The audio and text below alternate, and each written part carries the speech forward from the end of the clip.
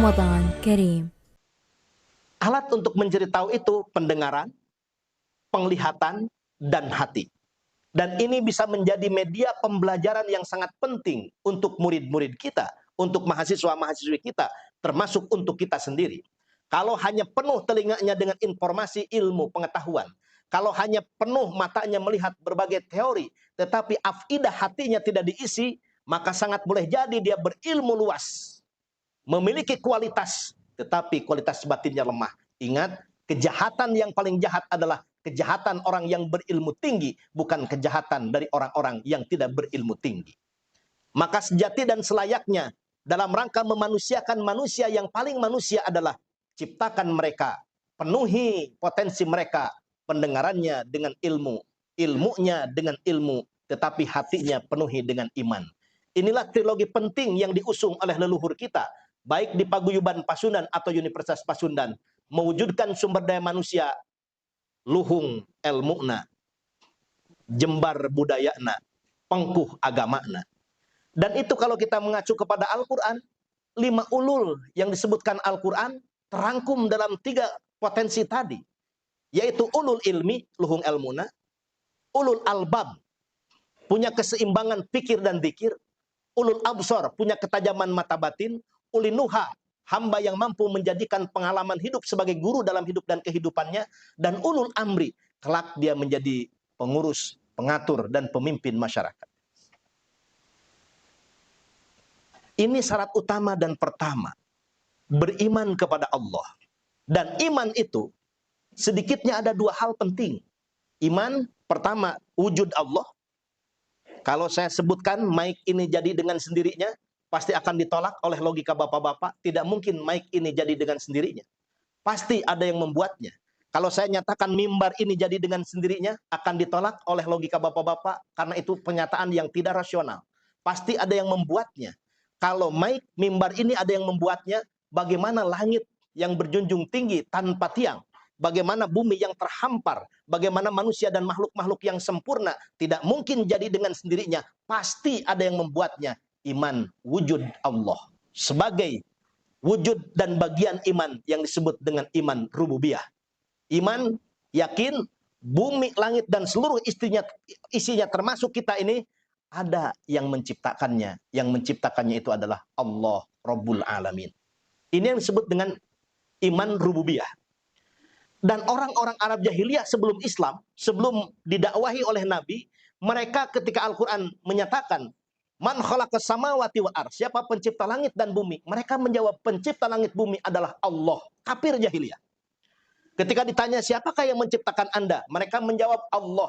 Jadi, kafir jahiliyah pun sudah yakin dan percaya, bumi, langit, dan seluruh isinya ini diciptakan oleh Allah. Ini disebut dengan tauhid rububiyah. Maka kalau kita pengagum filsafat barat dan tenggelam dalam berfilsafat cara barat, serasionalnya filsafat barat, tetap dia akan punya kesimpulan, Tuhan itu tidak ada. Dan kalau menyimpulkan Tuhan itu tidak ada, sama halnya melanggar prinsip-prinsip filsafat. Satu di antara cara berpikir filsafat adalah rasional, sangat tidak rasional. Kalau punya kesimpulan tidak ada pembuat mic ini, pasti ada yang membuatnya. Ini rububiyah.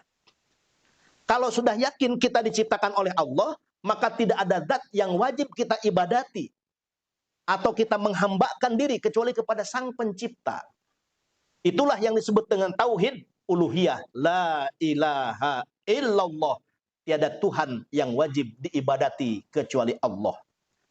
Allah itu kemudian didefinisikan oleh para alim ulama sebagai zat wajibul wujud. Di antaranya Syekh Nawawi Al-Bantani. Allah itu zat yang wajib adanya. Selain Allah mungkinul wujud, mungkin adanya. Memahami adanya ada 2 versi para alim ulama. Yang pertama, Al-Imamul Ghazali, Hujatul Islam, dengan creator ek nihilo, al-ijad minal adam, yang ada dari yang tidak ada. Ulama lain, Neoplatonisme, Al-Farabi, Ibnu Sina menyimpulkan al-ijad minal ijad, yang ada dari yang ada. Tuhan itu zat yang maha ada. Ada sebelum yang ada ini ada. Ada setelah yang ada ini ada. Dan ada setelah yang ada itu tiada. Wal awal wal akhir. Allah awal tanpa mulai, akhir tanpa penutup. Karena sesuatu yang berawal mesti berakhir.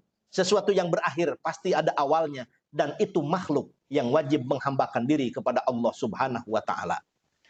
Kemudian iman kepada sifat-sifatnya, iman kepada zatnya, iman kepada af'alnya, iman kepada Allah Subhanahu wa taala. Dulu ini dijelaskan Al-Qur'an surah Al-Hujurat, qalatil a'rabu amanna. Kata orang Arab Badui, aku sudah beriman. Tetapi ditegaskan dalam Al-Qur'an belum beriman, baru Islam, baru tunduk dan patuh kepada Allah. Saum yang kita laksanakan ini disyaratkan oleh orang yang beriman dengan 3 level. Level yang pertama, saum syariat, al-imsaku anil muftirat. Menahan dari hal-hal yang membatalkan puasa. Hal-hal yang membatalkan puasa secara syariat adalah makan, minum, berhubungan suami istri, dalam perjalanan, sakit, murtad, keluar darah haid untuk ibu-ibu, melahirkan, batal.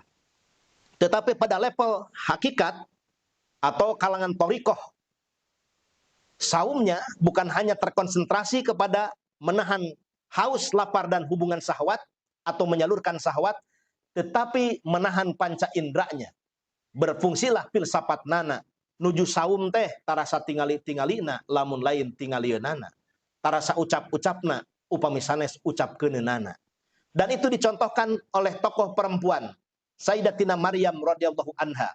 Ketika hamil tidak diketahui siapa ayah dari bayi yang dikandungnya, viral kalau bahasa sekarang. Digunjingkan oleh orang sekota pada saat itu, beliau tidak membalas gunjingan dengan gunjingan, cacian dengan cacian. Tetapi beliau berujar yang diabadikan dalam Al-Quran, Inni nadartu lirahmani sauman.